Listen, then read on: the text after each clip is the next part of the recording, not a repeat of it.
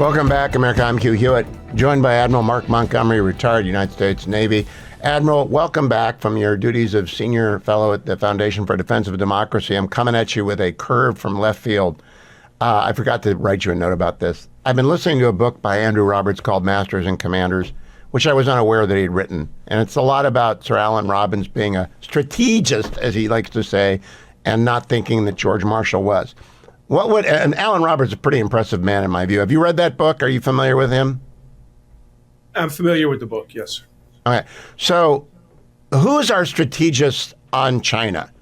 Who is actually sitting around thinking about how to deter China from doing stupid things? You know, I think in the absence of anyone else, it's probably Admiral Sam Paparo at U.S. Indo-Pacific Command. The problem, of course, is he's also our operationalist, thinking about how you actually defeat China if you're forced to fight them. And it is not a good strategy to have your strategist be your lead warfighter, because those are conflicting responsibilities. And so the real answer to your question is we don't have someone in that role, and we haven't for quite some time. So where would that person be? Would they be at the White House? Would it be Bridge Colby if he goes to be undersecretary, as I hope? Would it be Mike Waltz, who's also operational? I really don't know where we would have one stored. So in theory, I mean, there's a few places it could be. One could be, you know, if our chairman, the Joint Chiefs, stood back from the kind of day-to-day operational role that they have inserted themselves into over the years. In theory, it could be there. You know, we had a civilian, Andy Marshall, who thought deep thoughts, but I'm not sure. You know, he was a strategist. Sorry about the language. He was our chief strategist in the most esoteric sense of the word, not kind of in the tell me how we confront China broadly, which is I think what you're getting at. And so probably, I mean, the chairman is one position, could be the Bridge Colby, the Undersecretary of Defense for Policy. Again, he will be sucked into, you know, what do we do about Iran? What do we do about Somalia? What do we do about Kosovo? You know, very quickly. So I don't think that job can do it either. We're not aligned for that. But honestly, if the chairman were doing the job, you know, kind of as construed in the Goldwater-Nichols law, there might be a role for him or her in that. Okay, off the top of your head, I know you're just back from Taiwan again, and we had China circling Australia with its war game. Let me play for you, by the way, President Trump this morning on Air Force One talking about China playing games with Australia, cut number 21. China and Iran are doing military exercises together. Does that concern you? No, not at all. Not at all. Why not? Because we're stronger than all of them. We have more power than all of them. I rebuilt the military. Unfortunately, Biden did nothing with it, but I rebuilt the military. But we don't want to even talk about that. I think if you look at what's happening and if you see what we've done and if you see where we've come, and let's see what happens with the whole Russia-Ukraine thing. I think you're going to have eventually, and maybe not in the distant future, you can have some. So what is he saying there, Admiral, about China and Iran running their war games and China circling, and he's not concerned about it? What's he trying to communicate to them? So first, two things are going on. One, China, Russia, and Iran are actually doing multilateral exercises in the Arabian Gulf area. And he's right to say, look, that, you know, it bothers me that the Axis authoritarians are getting together. China and Russia are starting to do more complex exercises. But when you include the Iranians, it quickly goes down to the lowest common denominator. So that exercise in and of itself doesn't bother me. Separately, China is circumventing Australia with a cruiser, a frigate, and a replenishment ship, and kind of a show of force and a demonstration of we're a big country, you're a small or medium-sized country in Australia. I don't think Australia buys it. They're doing it for the second time in a row around a federal election in Australia. Again, I don't think that affects the Australian voter in a way that the Chairman Xi might want. But it is a demonstration of power.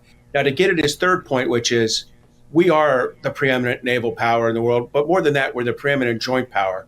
Because if I'm going to sink a Chinese Navy, I'm not going to do it with Navy ships necessarily. I could do it with Air Force bombers just as efficiently, and maybe even with land-based missiles from the Army or Marine Corps. So there are a lot of options for us. He's correct to say we're still there. And one last point, he did rebuild our military. Our military dropped to 3% spending on GDP under President Obama. He raised it up to about 3.4%. It's come back down to 3%.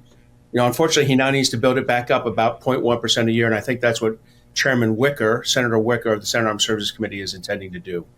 Now, from the strategist point of view, is it a good thing or a bad thing for Taiwan Semiconductor to build a lot of their chips here in the United States? This was fantastic, Hugh. Look, Taiwan's president can't come to America because of the restrictions we have. Their vice president can't come. The minister of defense can't come. The minister of foreign affairs can't come. The TSMC leader was effectively the manifestation of Taiwan's leader to meet with the president. I loved it. Look, it's like the prime minister of Japan when he came and promised, several hundred billion. They added up to $1 trillion total, but really several hundred billion worth of increased Japanese investments and potentially a solution to the Nippon Steel, U.S. Steel investment issue.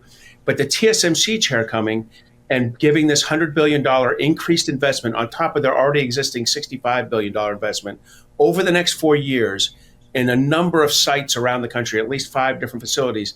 This was Taiwan saying, we're in it with you. We are your economic partner of choice.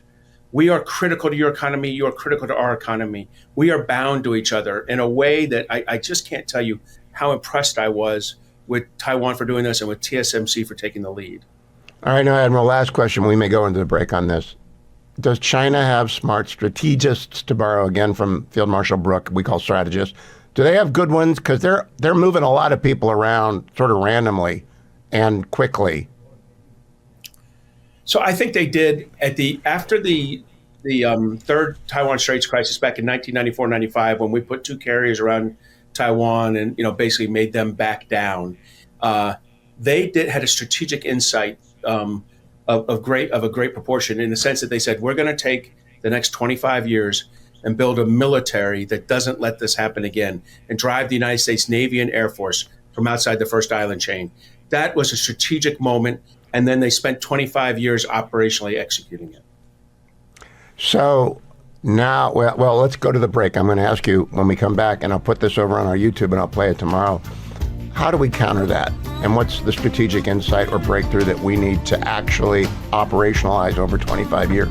I think I know the answer from Tom Cotton's book, 7 Things You Can't Say About China, but I'll find out from Admiral Montgomery right after this. I'm back with Admiral Mark Montgomery. Admiral, what is the strategic insight the United States has to grasp and then operationalize to match what the Chinese have done for the last 25 years? So I think the most important thing we have to do, Hugh, is we have to make it so that Taiwan and the United States, our forces together are 2 + 2 = 5. In other words, the sum of our parts is greater than the individual value. And that is going to be hard, because right now, the sum of our parts is 2 + 2 = 3. We are 2 deconflicted militaries not ready to operate together. Look, we need to continue investments in our military.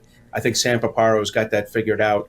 I think with the right budget levels, Senator Wicker and Chairman Rogers in the House will make sure that happens to support the president. And Taiwan needs to make investments, and they are geared in. They told me point blank, we are all in on 3% in GDP, and they'll go higher. We can talk some other time about why 10% is not realistic, because we can't sell them those weapons. But the thing we can change, and change with minimal cost but amazing return, is a strategic commitment to aligning our militaries, exercising together, planning together, naval exercises, air exercises, then joint exercises, air exercises with ground exercises, then joint exercises. If we can do that, we can make 2 + 2 = 5. And the one country that's going to know it more than any other is China. And the CCP will be deterred if they see that 2 + 2 = 5 when the Taiwan and the United States get together to fight. How hard is that to make happen, Admiral? So when I was in the Senate working with Senator McCain, we would say every year, do these exercises, do that, do that. You should do this, you should do that. And the Department of Defense blew us off because it was never an order. Then with the Taiwan Enhanced Resilience Act, for which Senator Cotton deserves a lot of credit, as does Senator Menendez and others, I wrote sections of it that explicitly said, you must exercise with them. You must do joint exercises, service exercises, joint exercises. You must plan with them. You must provide FMF. You must provide Presidential Drawdown Authority. You must prioritize them in sales, so when they want to buy things, they get near the top of the list.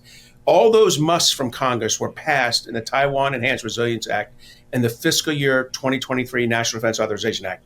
Since then, we've seen some efforts by Sam Pompeo at Indo-PACOM to start to operationalize that.